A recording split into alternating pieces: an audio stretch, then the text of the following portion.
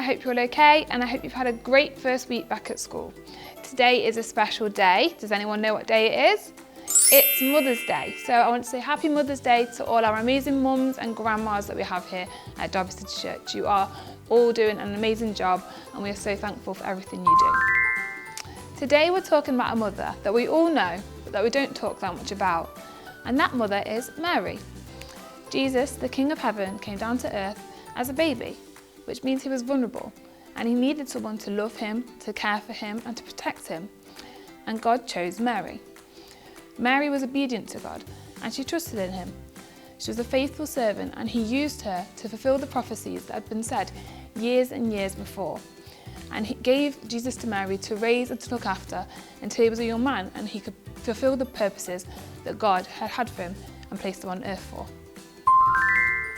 So there's only a few times in the Bible that we see what the relationship between Mary and Jesus is like. One of these times is when Mary, Joseph and Jesus have been in Jerusalem for Passover, and when Mary and Joseph are on the way home, they realise that Jesus isn't around. They search for him, and then no doubt anxious and a bit worried that they can't find him. So they go back to Jerusalem and they find Jesus in the temple. Like any other mother, Mary would have been very worried and nervous that she couldn't find her child, but also because she knew that he was the Messiah, she was probably worried about losing the Messiah as well. Another time that we see their relationship is when they're at a wedding and they've run out of wine, and Mary says to Jesus, do something about it, and Jesus says no, but Mary just tells the servants to do whatever he says because she knows who he is and the power that he has and that what God can do through him.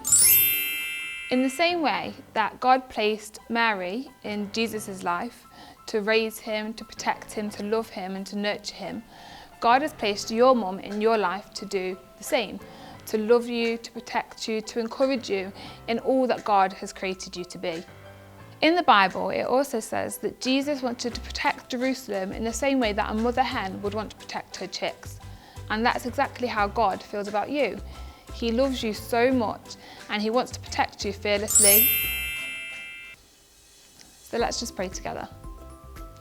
Lord, I thank you for who you are. Lord, I thank you for your goodness and how you want to protect us and love us, Lord. I also thank you that you've placed all our incredible mums and grandmothers into our lives, Lord, and how they love us and protect us and encourage us in who you are and what you have for us, Lord. We lift them up to you today and we thank you for them. Amen. Today, I'd love you to pray for your mums, to thank God for them and for everything they do, and thank for your grandmas as well.